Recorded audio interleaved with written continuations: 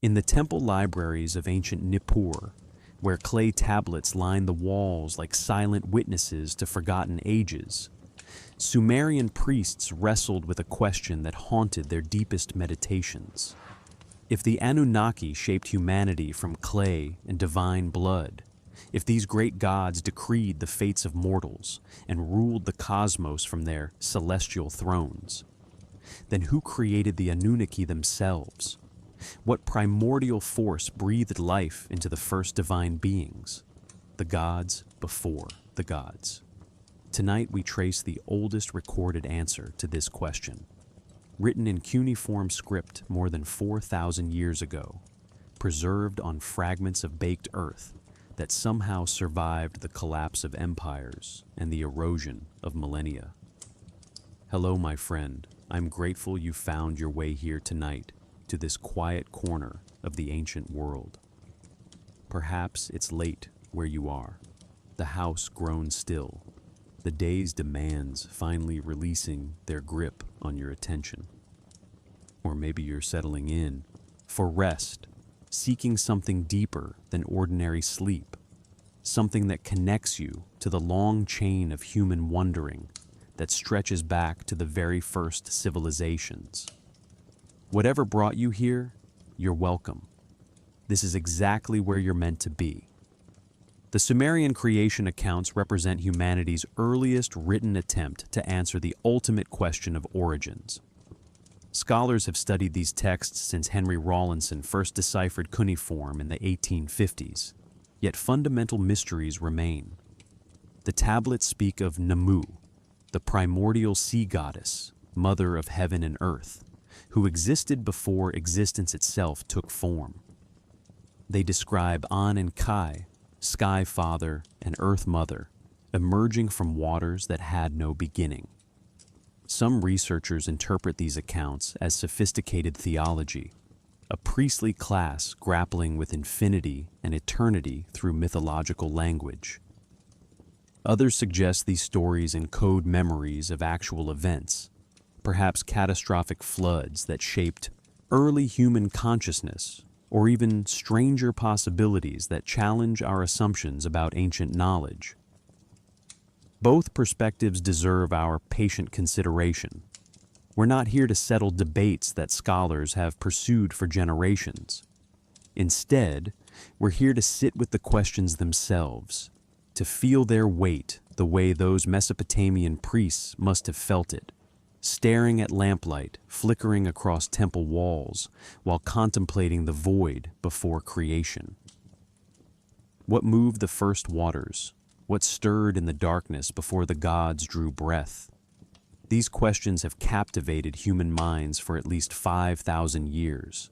Tonight, they become our companions. Take a breath now. Let your shoulders soften, your jaw unclench. Where are you resting tonight as you consider the oldest recorded theogony in human history? Feel the surface beneath you, solid and supporting. Notice the darkness behind your closed eyes. The Sumerians had a word for this primordial darkness, this formless potential before light and order emerged. You're touching something ancient simply by resting in stillness. If these journeys into deep time bring you peace, I'd be grateful if you'd subscribe or leave a like. It helps others find their way to these ancient stories when sleep feels distant. Now let the modern world fade gently behind you. We must travel backward through layers of time, past the familiar names of Mesopotamian mythology, past Enlil, who separated heaven from earth, past Enki, who shaped humanity in his wisdom, past even An himself, the Sky Father, whose name means above. We're seeking something older, something that existed before existence had a name. The waters that moved in darkness when nothing else moved at all. The mother of all gods, sleeping in depths that knew no surface, no shore, no horizon. Somewhere in those fathomless waters, the story of everything began. Long before any scribe pressed stylus to wet clay, before the first temple rose from the alluvial plain, the land that would become Sumer existed as a world utterly unlike what we imagine today. 10,000 years ago, the Persian Gulf extended perhaps 250 kilometers further inland than its present shoreline. The Tigris and Euphrates rivers, swollen with glacial meltwater from the retreating ice age, carved shifting channels through vast marshlands that stretched to the horizon in every direction. Reed beds grew thick and tall, sheltering fish and waterfowl in quantities we can scarcely imagine. The air hung heavy with moisture, carrying the mineral scent of river silt and the organic richness of wetland vegetation. This was Mesopotamia before Mesopotamia had a name, a landscape of water and sky, where the boundary between land and sea remained forever uncertain. People lived here. We know almost nothing about them. Archaeological evidence from sites like Tel Es-Sawan and Chogamami reveals settlements dating to 6,500 BCE, communities that cultivated early forms of wheat and barley, that crafted pottery with geometric designs whose meanings are lost to us entirely. These unnamed peoples worshipped something. They buried their dead with care, placing alabaster figurines and carved stones in graves, arranging bodies in positions that suggest belief in journeys beyond death. What gods did they invoke when drought threatened their crops? What stories did they tell around fires when the marshland darkness pressed close? We possess their bones, their tools, their ornaments, their words, their prayers, their creation myths dissolved into silence thousands of years before writing existed to preserve them. Oral traditions possess remarkable durability, however. Anthropologists have documented stories surviving intact across hundreds of generations in cultures without writing. The Aboriginal Australians preserve accounts of coastal flooding that geological evidence dates to 7,000 years ago.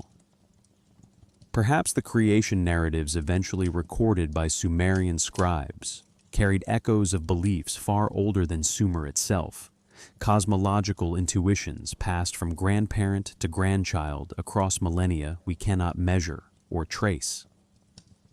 Then, around 4,500 BCE, something changed. A people we call the Sumerians appeared in southern Mesopotamia, and their origins remain one of archaeology's enduring mysteries. Their language belongs to no known family, sharing no clear relationship with Semitic, Indo-European, or any other linguistic group. They arrived, it seems, with their civilization already substantially formed.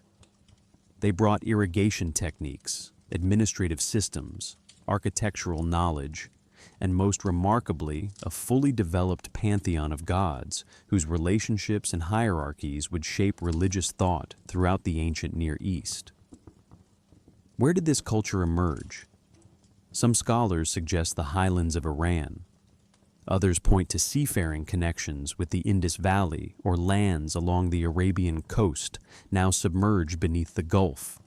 The Sumerians themselves claimed their wisdom came from Eridu, the first city, where kingship descended from heaven in ages beyond memory.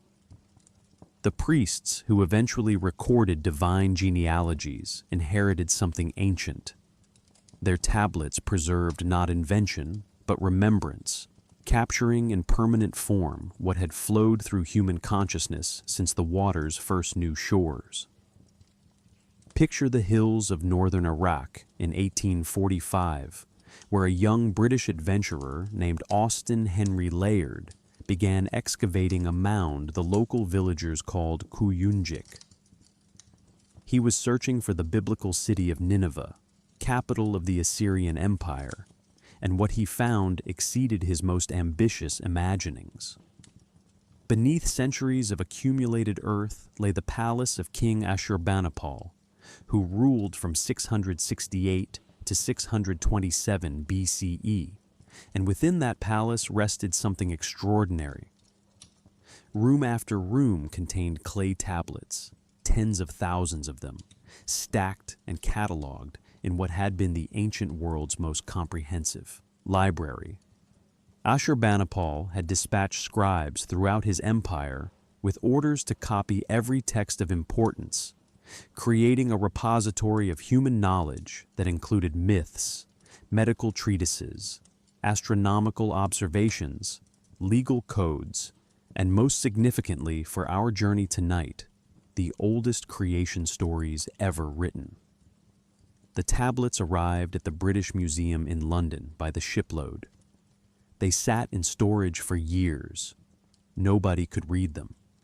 The wedge-shaped impressions, which scholars would eventually name cuneiform from the Latin cunus, meaning wedge, remained silent puzzles until Henry Rawlinson, a British Army officer stationed in Persia, accomplished something remarkable. Working from trilingual inscriptions carved into cliff faces at Behistun, he gradually deciphered Old Persian, then Babylonian, building the linguistic bridge that would eventually unlock Mesopotamian civilization. By the 1870s, George Smith, a self-taught Assyriologist working as a restorer at the British Museum, could read well enough to recognize fragments of a flood narrative, startlingly similar to the biblical account of Noah. His announcement caused a sensation throughout Victorian England. Sumerian presented greater difficulties still. Scholars initially assumed all cuneiform texts were written in one language, but careful analysis revealed that Babylonian and Assyrian scribes had inherited their writing system from an earlier people. The Sumerian language, finally distinguished as separate around 1869, required decades more to understand with confidence. Jules Aupert, François Thureau d'Angers, and later Samuel Noah Kramer dedicated their careers to reconstructing this vanished tongue, working with fragments where crucial passages remained broken or missing entirely. The tablets containing creation accounts came from multiple sites spanning 2,000 years of copying and recopying. The Enuma Elish, Babylon's great creation epic, survived in 7th century BCE copies from Nineveh. The Eridu Genesis, with its Sumerian flood narrative, exists only in a single, badly damaged tablet from Nippur dating to approximately 1600 BCE. The Barton cylinder, containing hymns that describe divine genealogies, measures just 18 centimeters tall and preserves perhaps 60% of its original text. Scholars estimate that we possess roughly 10% of the literature ancient Mesopotamia produced. Consider what remains buried. Tablets still lie beneath Iraqi soil at unexcavated sites, some destroyed by conflict, others waiting in darkness for discovery. The complete cosmological understanding of Sumerian priests may never be fully reconstructed. We work with fragments, building careful theories from broken evidence, acknowledging gaps where essential information simply does not survive. Inside the temple complexes of ancient Sumer, in chambers where lamplight flickered across walls of mud brick, young scribes sat cross-legged on reed mats and learned to write by copying sacred texts. The adubas, or tablet houses, functioned as schools where boys spent years mastering the intricate cuneiform system, pressing wedge-shaped marks into soft clay with careful precision. Their practice tablets survive by the thousands, showing the same hymns copied again and again, mistakes visible where young hands faltered, corrections made by patient teachers. These students were not merely learning a trade. They were inheriting a sacred responsibility, becoming links in a chain of transmission that would carry divine knowledge across centuries. The process was painstaking, deliberate, and remarkably faithful. When scholars compare Sumerian texts copied 500 years apart, they find astonishing consistency. The scribes understood themselves as preservers, not creators. Their duty was to transmit what had been given to them without alteration, maintaining the exact words that priests believed the gods themselves had sanctioned.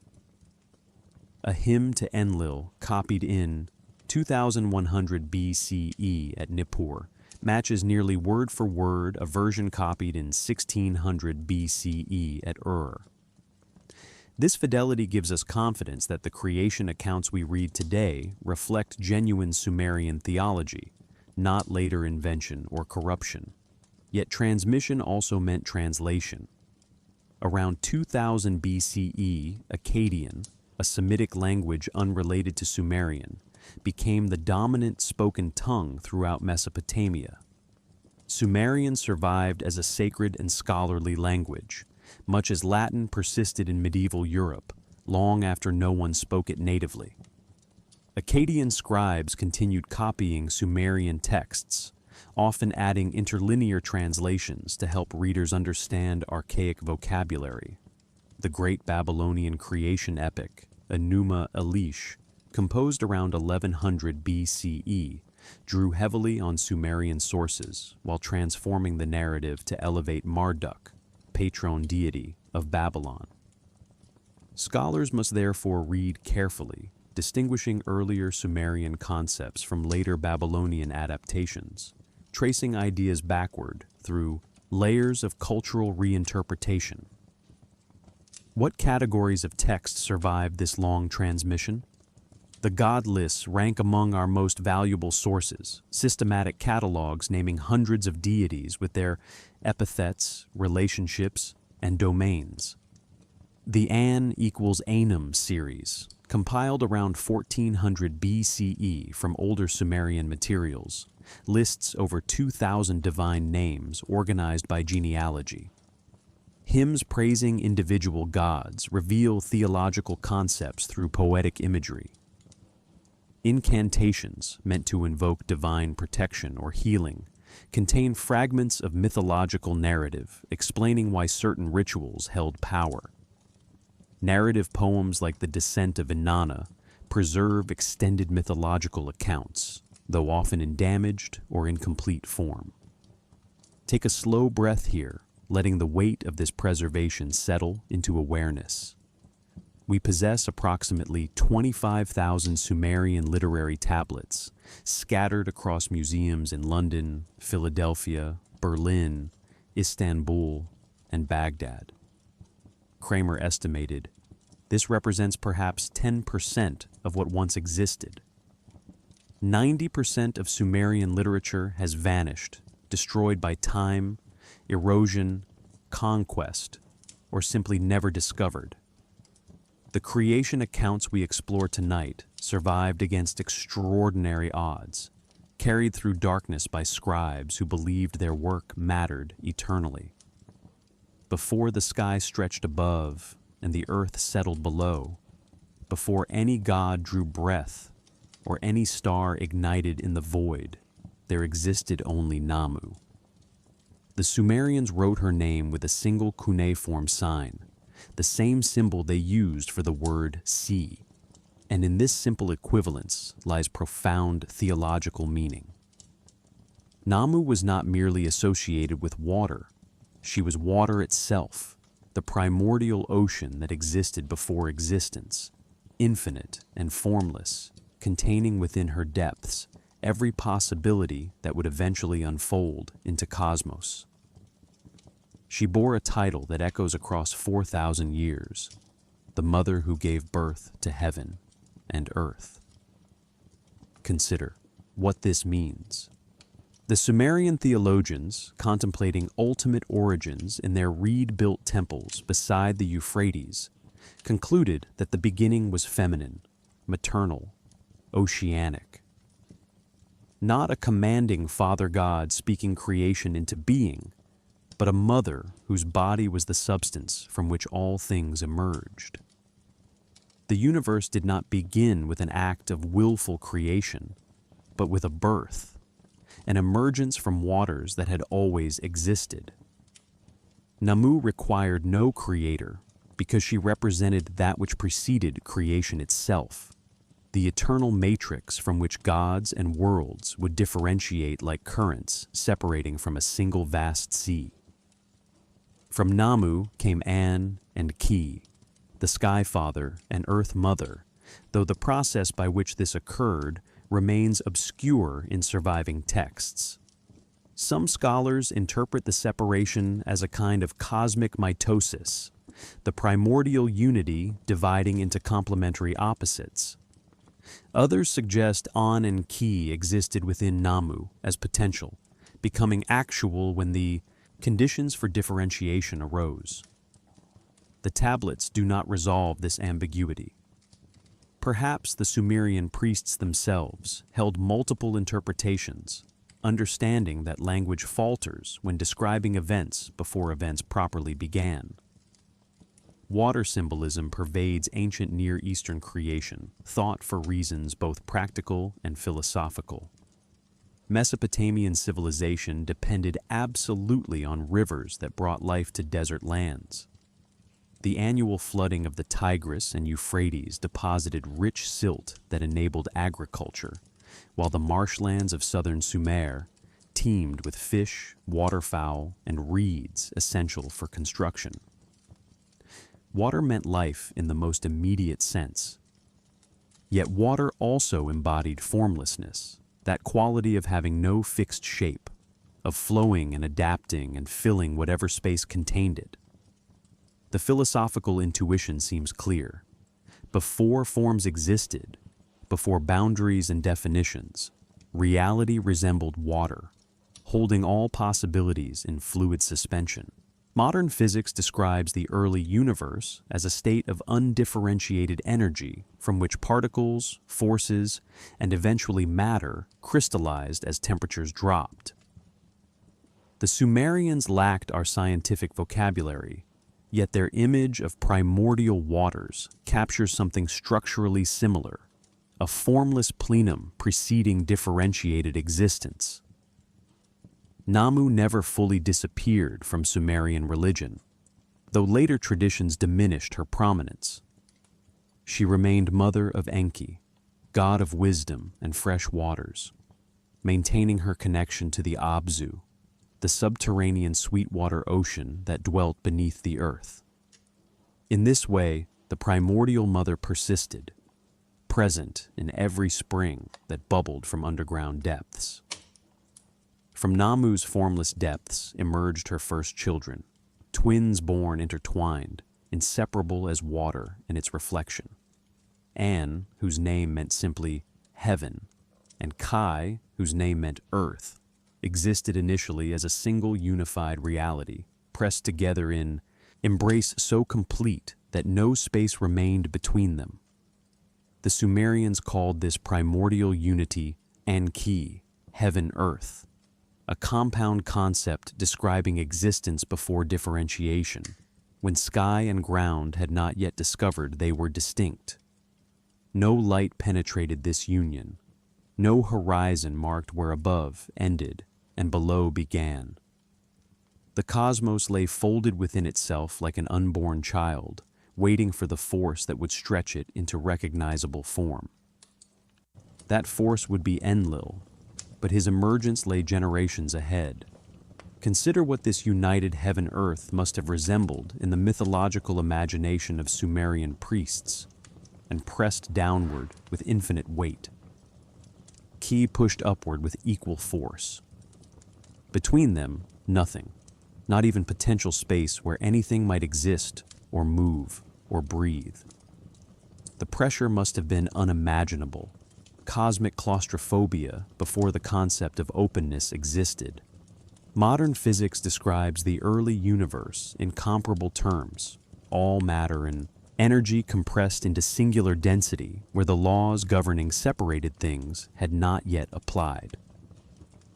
The Sumerians, lacking mathematical formalism, captured the same intuition through embodied imagery, parents locked in embrace that permitted no room for children.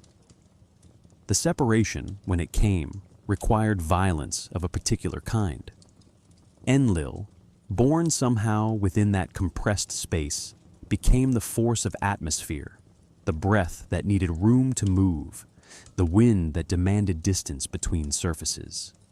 Texts describe him carrying off Kai, while On rose upward, though the imagery suggests less abduction than inevitable expansion, pressure finally finding release. Sky flew upward to its proper height, Earth settled downward to its proper depth. Between them opened the space where existence as we know it could unfold, where gods and eventually humans would dwell, where weather would cycle and seasons would turn. This mythological pattern recurs across cultures with striking consistency. Egyptian tradition describes Shu, god of air, separating Geb the earth from Nut the sky. Greek cosmology relates how Kronos severed Uranos from Gaia with a sickle. Maori creation accounts tell of Tene forcing apart Ranginui and Papatuanuku, Sky Father and Earth Mother, whose tears still fall as rain and rise as mist. Whether these parallels indicate shared ancestry, common human intuition, or independent arrival at structural truth, scholars continue debating. The consistency suggests that separation of primordial unity may represent something fundamental about how human minds conceptualize origins. From the space opened by separation, the great gods emerged. The senior Anunnaki, those who would decree fates and govern cosmic affairs, arose in the generations following this first division. Light appeared for the first time, finding room to travel between distant surfaces. The first horizon stretched across existence, marking the boundary between realms that would never reunite. Mesopotamian priests possessed an extraordinary impulse toward systematic organization, a desire to catalog and classify that extended even to the divine realm itself. Sometime around 1400 BCE, scholars at Babylon compiled a monumental text known today as an equals Anum, a god list containing over 2,000 divine names arranged in careful genealogical order. The document stretches across multiple tablets, each entry specifying a deity's name, epithets, parentage, and relationships.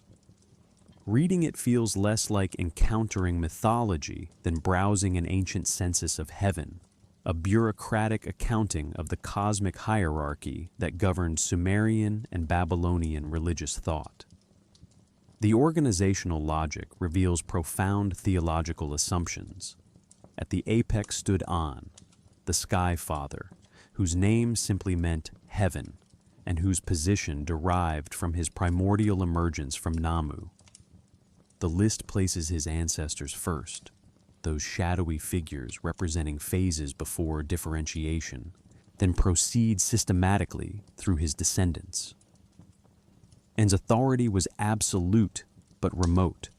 He ruled the celestial realm, dwelling at heights beyond human comprehension, rarely intervening directly in earthly affairs.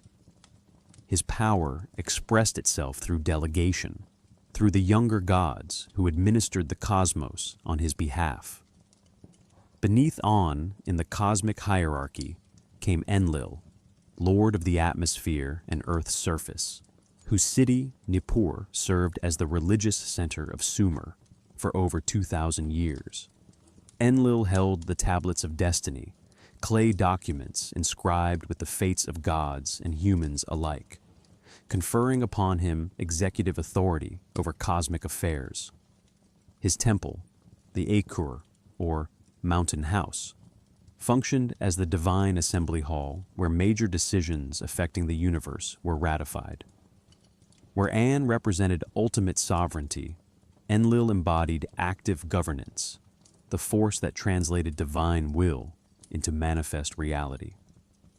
Enki occupied the third tier, ruling the Abzu, that freshwater ocean dwelling beneath the Earth's surface. His domain connected directly to Namu's primordial waters, maintaining an umbilical link to the source of all existence. Enki represented wisdom, craft, and the ordering intelligence that shaped raw potential into functional forms. These three gods, An, Enlil, and Enki, divided the cosmos into heaven, earth, and subterranean waters respectively, a tripartite structure that organized Mesopotamian cosmology throughout its long history. The god list distinguished two classes of divine beings whose relationship scholars continue to debate. The Igigi appear as celestial gods associated with heaven, while the Anunnaki are typically linked to earth and the underworld. 7 great Anunnaki held special prominence as those who decree fates, sitting in divine assembly to render judgments affecting all creation. Their names varied across texts, though An, Enlil, Enki, and the mother goddess Ninhursag consistently appeared among them. This systematic ordering served theological purposes beyond mere classification. The priests who compiled these lists were imposing structure upon mythology, demonstrating that the divine realm operated according to comprehensible principles rather than chaos. Genealogy established legitimacy. Hierarchy explained function. The universe emerged from primordial waters, not into randomness, but into ordered governance, a cosmos where every deity occupied a designated place. His name meant Lord Wind, or Lord Breath, and in this etymology lies the key to understanding why Enlil stood supreme among the active gods of Sumer. Wind moves between realms. Breath animates the lifeless. The force that separated heaven from earth required something capable of existing in the space between, a power neither purely celestial nor purely terrestrial, but belonging to the atmosphere itself. Enlil embodied this intermediate force, the dynamic energy that transformed the static union of An and Kai into differentiated cosmos. Without his intervention, sky and earth would have remained locked together in primordial embrace, and nothing we recognize as existence could have emerged. The city of Nippur housed his worship for over 3,000 years. Located roughly midway between the northern and southern reaches of Sumer, Nippur held a unique status among Mesopotamian cities. It was not a political capital, never the seat of empire or the residence of great kings. Its importance was purely spiritual. Whoever sought legitimate rule over Sumer required acknowledgement at Nippur's temple, regardless of which city their dynasty actually controlled. Kings traveled there to receive divine sanction. Conquering armies spared its sacred precincts even when devastating surrounding territories. Excavations by the University of Pennsylvania, beginning in 1889, uncovered tens of thousands of tablets from Nippur's temple libraries, including many of our most important theological texts. Nippur's heart stood the Akur, the house of the mountain, Enlil's great temple, whose name evoked the cosmic mountain connecting earthly and heavenly realms. Archaeologists traced its foundations through multiple building phases spanning 2 millennia, each successive structure raised upon the sacred footprint of its predecessor. Within the Akur's innermost chambers, priests believed, Enlil pronounced the divine decrees that governed reality itself. The tablets of destiny rested in his keeping, clay documents inscribed with the fates of gods and mortals, conferring upon their holder ultimate authority over cosmic affairs. To possess these tablets was to possess creative power, the ability to speak futures into being. The Sumerian word for this creative command, Nam, appears repeatedly in theological texts describing Enlil's function. His pronouncements were not mere descriptions or predictions, but performative utterances that shaped reality by being spoken. When Enlil declared a king's reign that reign became cosmically sanctioned. When Enlil decreed a city's destruction, that destruction became inevitable. This concept of word as power would echo through later Semitic traditions, reappearing in Hebrew theology, where God speaks creation into existence, and the divine word itself becomes a theological category. Enlil's parentage presents interesting complications. Standard genealogies name him son of An and Ki, younger sibling to the primordial parent's other offspring. Yet certain texts hint at alternative traditions where Enlil possesses independent origins, emerging from cosmic processes rather than divine procreation. Some scholars suggest this reflects Enlil's absorption of earlier wind deities, whose mythologies were incompletely merged with the dominant Nippur theology. The composite nature of Mesopotamian religion allowed such ambiguities to persist, multiple origin stories coexisting without requiring resolution. Beneath the visible world, beneath the rivers and marshlands and cultivated fields of ancient Sumer, lay the Abzu, a vast subterranean ocean of fresh water from which all springs and wells drew their sustenance. This hidden sea belonged to Enki, whose name most scholars interpret as Lord of the Earth, though his domain extended into depths no human eye could penetrate. The Akkadians called him Ea, and under both names he represented something essential to Mesopotamian cosmology: the presence of primordial waters within the created world, a living connection between the ordered universe and the formless depths from which it emerged. Eridu was his city, and Eridu was the beginning of everything.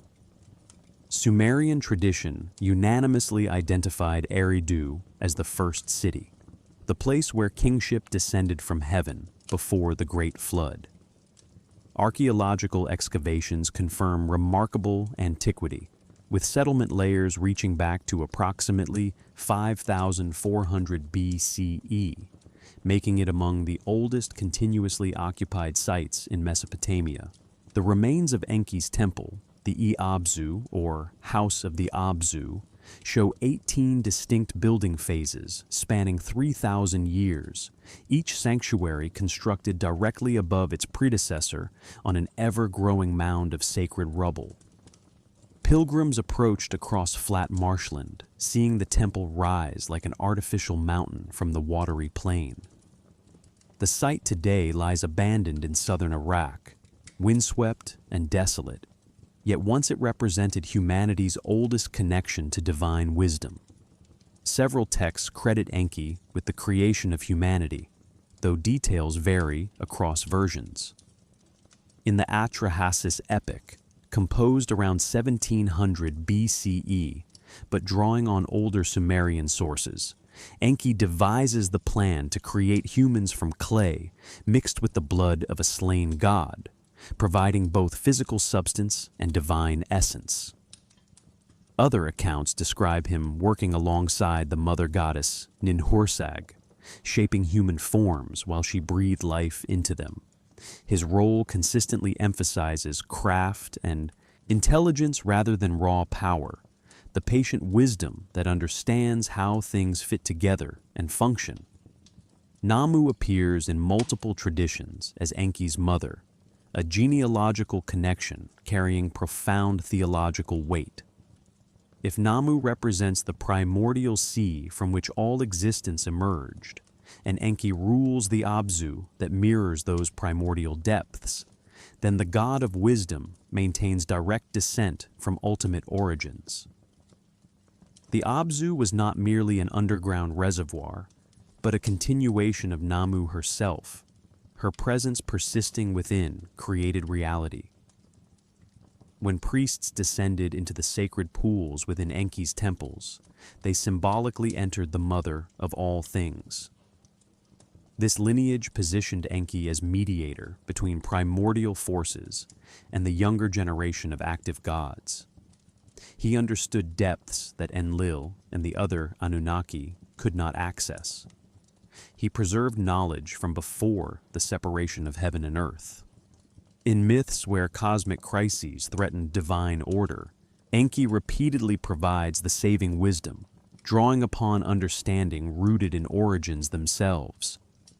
His cunning sometimes troubled the other gods, yet they depended upon his ancient knowledge when conventional power proved insufficient. The universe, in Sumerian conception, was not ruled by a single omnipotent will, but governed through assembly, a council of great gods who deliberated together before pronouncing decrees that shaped reality itself. This theological structure reflected earthly political practice, where Mesopotamian city-states convened assemblies of elders to decide matters of collective importance. The cosmos operated democratically, if we may use such an anachronistic term, with ultimate authority distributed among divine peers who achieved consensus through discussion rather than submitting to solitary tyranny. 7 gods sat at the apex of this celestial council and presided as nominal head, his primordial status granting ceremonial precedence even as active governance passed to younger deities. Enlil held executive authority, his word carrying the force of cosmic law once the assembly reached decision. Enki contributed wisdom and craft, the technical intelligence necessary for implementing divine will. Ninhursag, the great mother goddess also called Ninmah and Nintu, represented generative power, the force that brought forth life in all its forms. Nana, the moon god dwelling at Ur, governed the calendar by which humans ordered their agricultural and ritual activities. His son Utu, the sun, embodied justice and truth, seeing all that occurred beneath his daily passage across the heavens. Inanna, goddess of love and war, completed the 7, her volatile nature introducing dynamism and unpredictability into cosmic affairs. Their collective title, Anunnaki, remains etymologically contested after a century of scholarly analysis. Some interpret the name as princely seed, emphasizing noble descent. Others read it as seed of An, connecting all to the sky father's lineage. Still others propose those who from heaven to earth came, though this translation finds less support among professional Sumerologists. The uncertainty reminds us how much remains debated in reconstructing ancient theological vocabulary. The tablets of destiny, sometimes identified with the Me, represented the instruments of cosmic authority. These sacred objects, described as clay tablets inscribed with divine decrees, conferred upon their possessor the power to determine fates. Myths describe their theft and recovery, their passage between gods during moments of cosmic crisis, their essential role in maintaining ordered existence. When Enlil held the tablets, his pronouncements became inevitable. When chaos threatened, the tablet's security became paramount concern. The concept suggests something like constitutional authority, legitimacy residing in sacred documents rather than mere personal power. Decisions rendered by this divine assembly cascaded downward through reality's layers. When the gods decreed a king's reign, that king received cosmic sanction transcending human politics. When they determined a city's destruction, no earthly force could prevent the outcome. Human beings existed within a framework of fates already pronounced, their choices meaningful, yet bounded by decrees established in assemblies they could not attend or influence. The philosophical sophistication here deserves appreciation. The Sumerians imagined ultimate reality as collaborative, reasoned, procedural, governed by counsel rather than caprice, by deliberation rather than arbitrary whim. The cosmos, once established, required maintenance. Rivers needed channels to reach agricultural fields. Canals demanded constant dredging against the relentless accumulation of silt. Irrigation systems required endless upkeep to transform desert into productive land.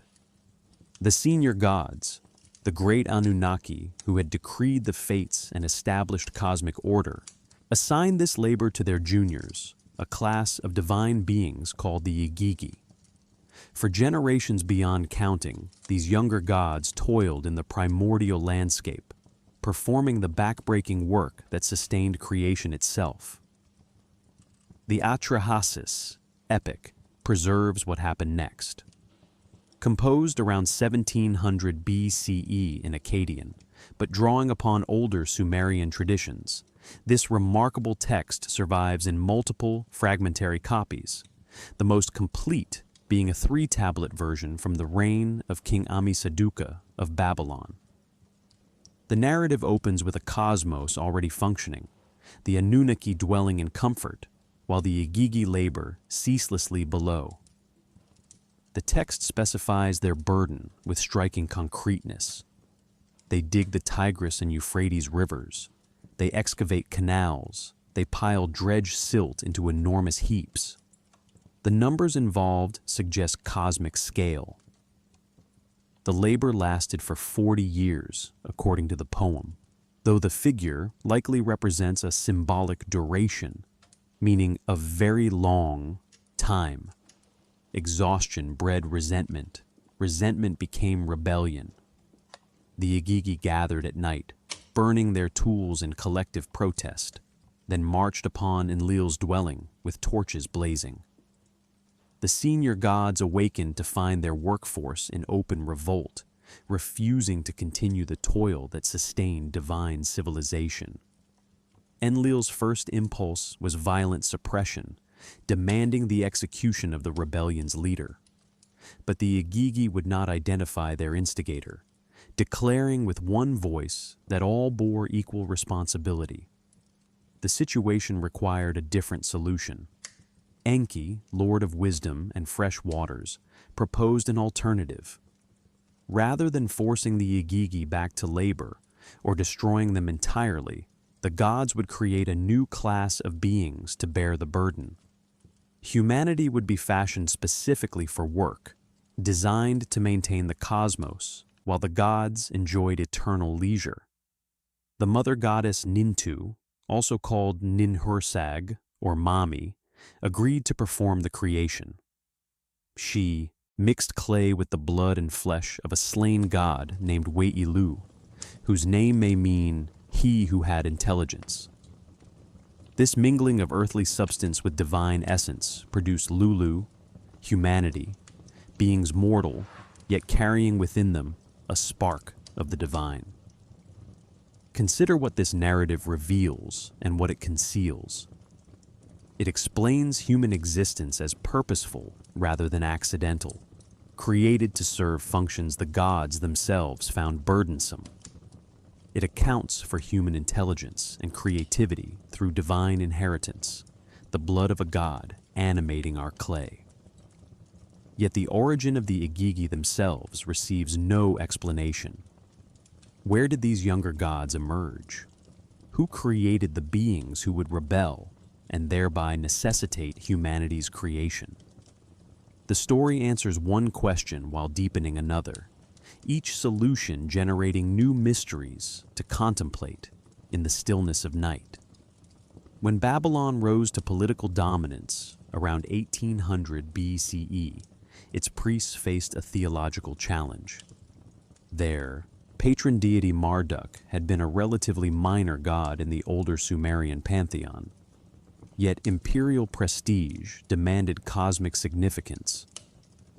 The solution they crafted, preserved in the great creation epic known as Enuma Elish, represents one of antiquity's most ambitious theological revisions.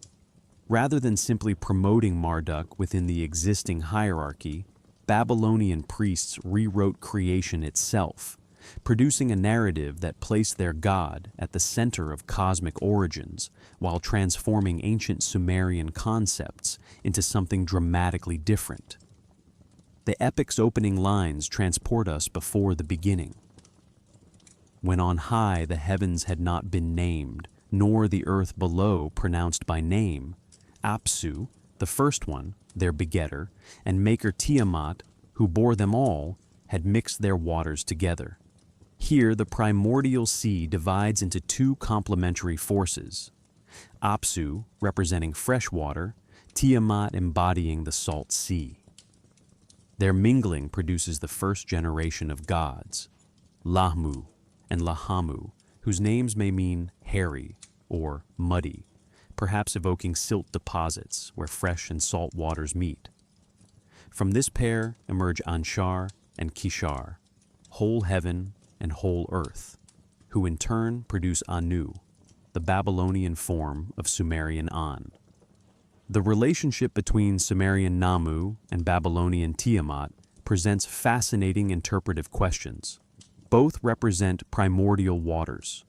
Both exist before other deities, yet their characterizations diverge significantly. Namu remains benevolent throughout Sumerian texts, the nurturing mother who generates existence from her own substance.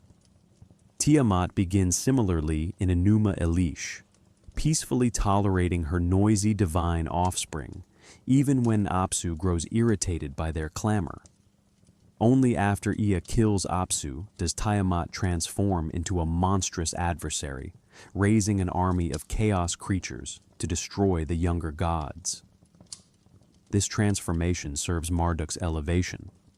The younger gods cower before Tiamat's wrath until Marduk volunteers to champion their cause, demanding supreme authority as his price.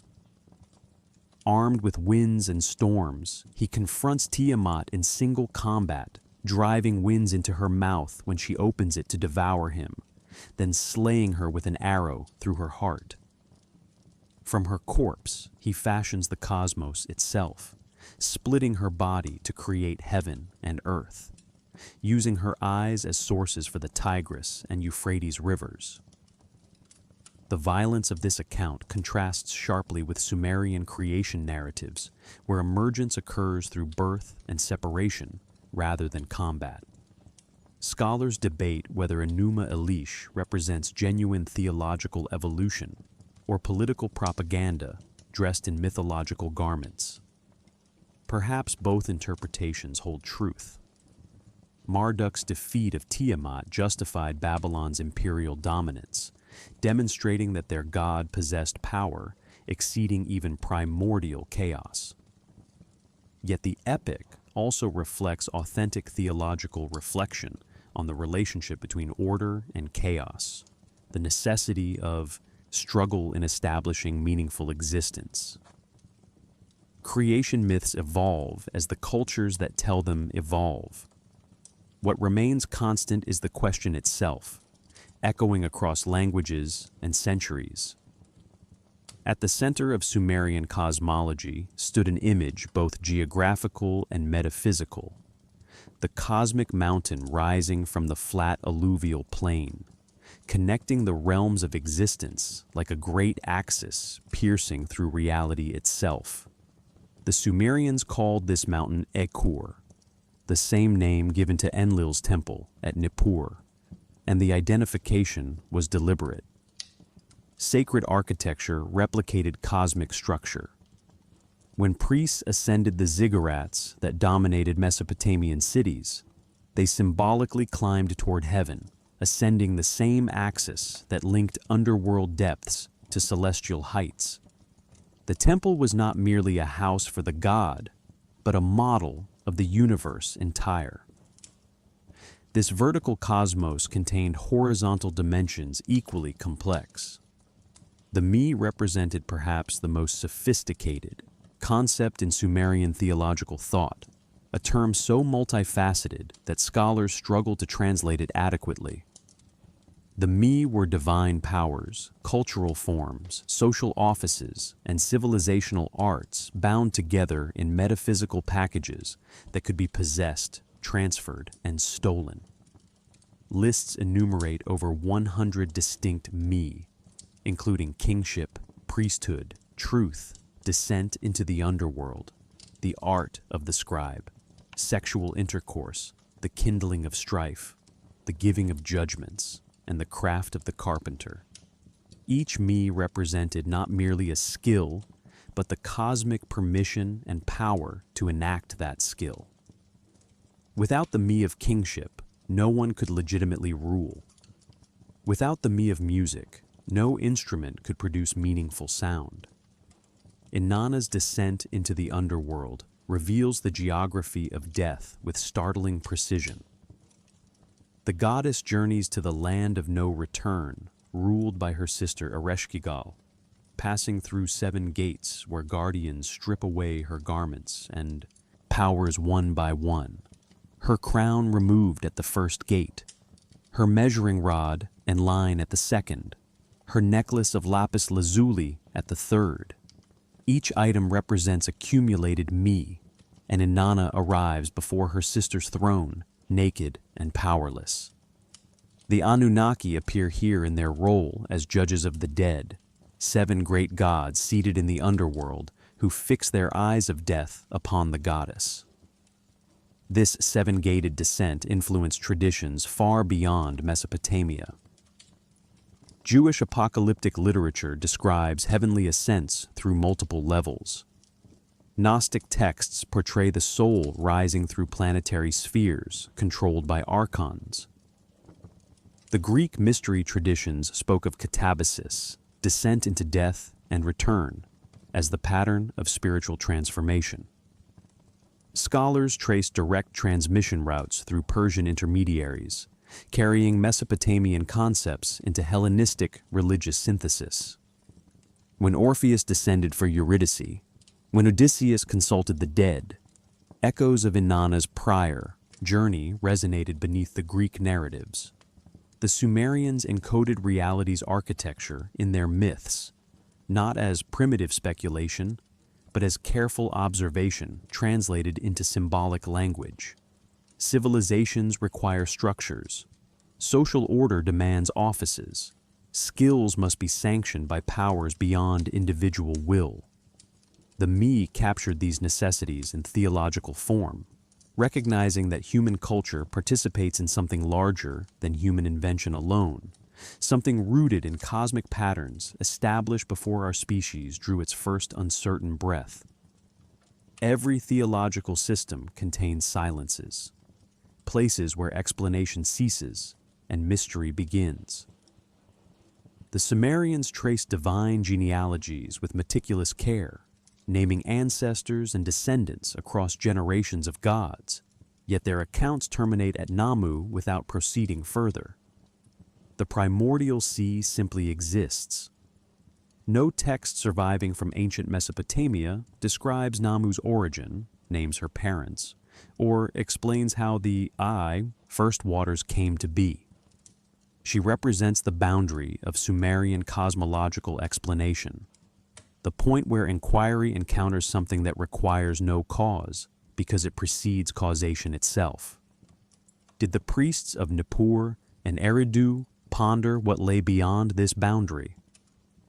We cannot know with certainty what questions occupied minds 4,000 years removed from our own. Yet the sophistication evident throughout Sumerian theology suggests these thinkers grappled with implications their texts do not explicitly address. If Namu gave birth to heaven and earth, if she existed before existence differentiated into distinct forms, then she embodies something approaching the infinite, the eternal, the uncreated ground from which creation springs. The philosophical weight of such a concept would not have escaped priests who spent lifetimes contemplating divine nature. Perhaps they discussed these matters in contexts that produced no written record. Perhaps understanding was transmitted orally to initiates who carried it to their graves. Comparative analysis reveals that other ancient cultures encountered similar explanatory limits. Egyptian cosmology posited Nun, the primordial waters of chaos from which the first mound of creation emerged. Like Namu, Nun simply exists, requiring no origin story. The Hebrew Bible opens with divine spirit moving over the face of Tehom, the deep, a word linguistically related to Tiamat, suggesting waters present before God's creative commands. Greek tradition spoke of chaos, the yawning gap or void preceding the emergence of Gaia and Uranos. Each system places formless potentiality at the origin point, something that precedes form precisely because it contains all forms potentially. The question of creation ex nihilo, making something from absolute nothing, appears nowhere in Sumerian texts. Mesopotamian cosmology assumed eternal matter in some primordial state, waters or chaos or undifferentiated substance awaiting organization rather, than existence itself awaiting initiation. This assumption may reflect the limits of ancient physical intuition. Nothing in ordinary experience suggests that being can emerge from non-being. Water transforms into steam, or ice, yet remains water. Clay becomes pot, yet remains clay. The notion of absolute origination from absolute void required philosophical developments that emerged later, finding systematic expression in medieval theological debates, but remaining foreign to Bronze Age cosmological thought. Surviving tablets represent perhaps 10% of Sumerian literature. The temple schools maintained oral traditions alongside their written curricula. Initiation rites in mystery cults throughout the ancient world reserved certain teachings for advanced practitioners sworn to secrecy. What deeper speculations might Sumerian priests have entertained regarding the origins before origin? We cannot recover what was never recorded or deliberately concealed, leaving us to wonder in the same darkness that preceded Namu's first stirring. The discipline we call Sumerology spans barely 170 years, a remarkably brief window through which to recover a civilization that flourished for 3 millennia. When Henry Rawlinson published his decipherment of Old Persian cuneiform in 1846, Sumer itself remained unknown, hidden beneath tells across southern Iraq, where shepherds grazed their flocks unaware of buried libraries. The recognition that Sumerian existed as a distinct language came only in 1869, when Jules Oppert argued before the International Congress of Orientalists that the cuneiform system originated with a non-Semitic people who called their land Kengi, which Akkadian speakers rendered as Shumer. Each generation of scholars has refined understanding while acknowledging vast remaining uncertainty.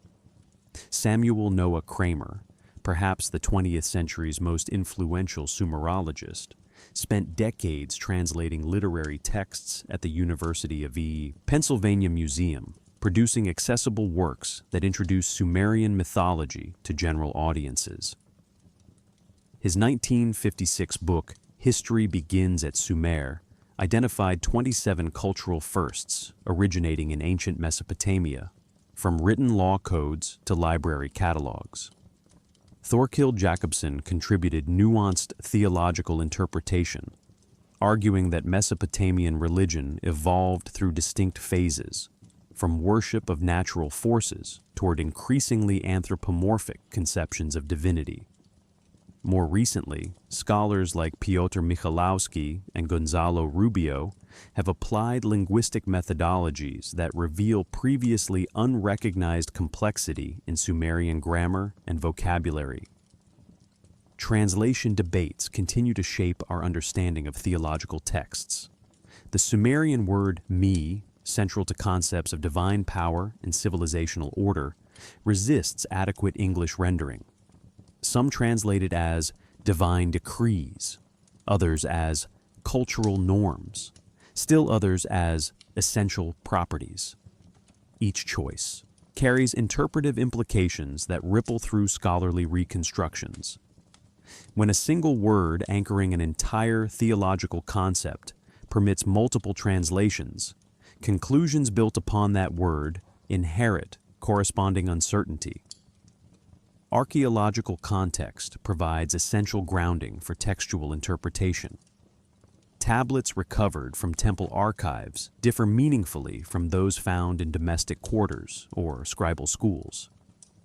The physical placement of texts within sacred precincts suggests liturgical function. Tablets bearing multiple copies of the same composition indicate educational use. Understanding where and how texts were used transforms understanding of what they meant. Recent excavations at sites like Tel Mozan and Tel Beidar continue yielding new tablets, occasionally preserving passages that fill gaps in previously fragmentary compositions. The danger of anachronism haunts every reconstruction of ancient thought. Modern scholars trained in traditions shaped by monotheism, Greek philosophy, and scientific materialism inevitably approach Sumerian texts through conceptual lenses foreign to their creators. When we describe Namu as representing infinity or uncreated ground, we employ vocabulary carrying philosophical weight the Sumerians may not have intended. Responsible scholarship acknowledges these limitations explicitly, offering interpretations as provisional hypotheses rather than definitive conclusions. Take a slow breath here. Feel the weight of 4,000 years pressing gently. We study people we will never meet through texts we imperfectly understand, seeking wisdom whose context has largely vanished. Humility becomes not merely appropriate but necessary, the recognition that our questions may differ fundamentally from theirs. Beyond the boundaries of academic Sumerology, alternative interpretations of Mesopotamian texts have captured widespread public imagination. The ancient astronaut hypothesis, popularized by authors like Zecharia Sitchin beginning in 1976, proposes that the Anunnaki were not mythological constructs, but extraterrestrial beings who visited Earth in prehistoric times, genetically engineering humanity as a worker species. Sitchin claimed to read Sumerian texts in ways professional scholars rejected, identifying planetary references where others saw mythological imagery, finding technological descriptions where academics perceived religious symbolism. These interpretations deserve fair consideration alongside honest assessment. The appeal of such theories reflects genuine mysteries that mainstream scholarship acknowledges without fully resolving. Sumerian civilization appears in the archaeological record with remarkable suddenness. Its writing system, administrative complexity, and architectural sophistication seemingly emerging without clear antecedents. The Sumerians themselves claimed their knowledge descended from heaven, granted by divine beings in ages before the flood. Taken literally rather than mythologically, such statements invite alternative explanations. When academic scholars insist these accounts represent symbolic theology, some listeners wonder whether professional training has created blind spots, whether credentialed expertise might miss truths accessible to less constrained interpretation. Scholarly critiques of alternative interpretations center on linguistic and contextual analysis.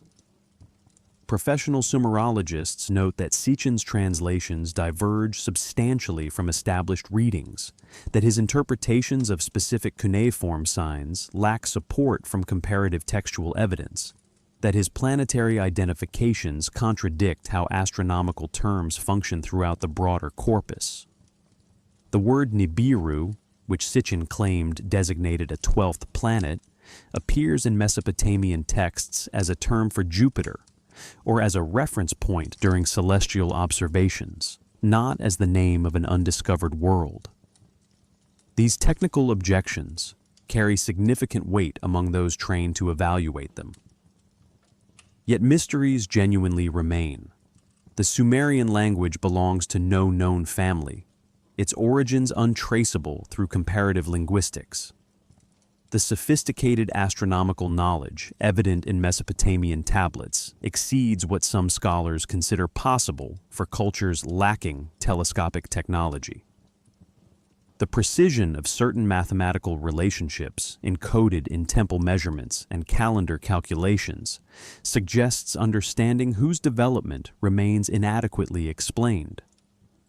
Professional archaeology has not resolved the question of where Sumerian civilization originated before appearing in southern Mesopotamia around 4500 BCE.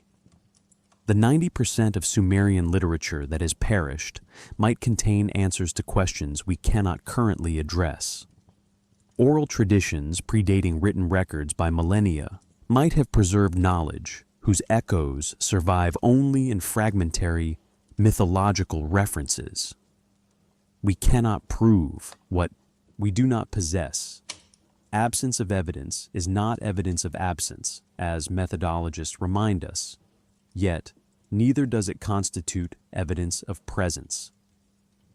Perhaps the most honest position acknowledges boundaries. Academic scholarship offers rigorous methodology constrained by professional consensus. Alternative interpretations offer imaginative possibility unconstrained by disciplinary training. Both may contain partial truths. Both certainly contain errors.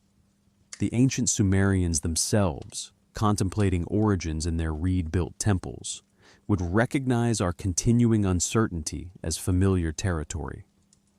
Knowledge flows like water through time, finding channels around obstacles, pooling in unexpected basins, sometimes disappearing underground, only to resurface centuries later in distant locations.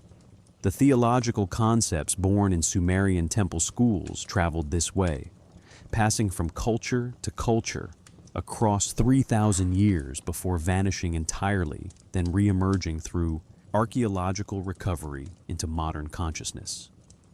We stand at the current end of this river, inheritors of questions first articulated when the pyramids were young, and Stonehenge had not yet risen from Salisbury Plain. The transmission began even before Sumer itself declined. Akkadian-speaking peoples absorbed Sumerian learning during the 3rd millennium BCE, translating texts, adapting myths, carrying forward cosmological frameworks, even as the Sumerian language faded from daily use. Babylon inherited this synthesized tradition, reshaping it to serve imperial purposes while preserving essential structures. Assyrian scribes, compiling their great libraries at Nineveh between 700 and 612 BCE, copied texts whose originals dated back 15 centuries, maintaining chains of transmission that connected their present to Sumerian antiquity. When Nineveh fell to combined Babylonian and Median forces in 612 BCE, the libraries collapsed into rubble, sealing tablets beneath destruction layers that would protect them for millennia. Cuneiform script died slowly across the following centuries.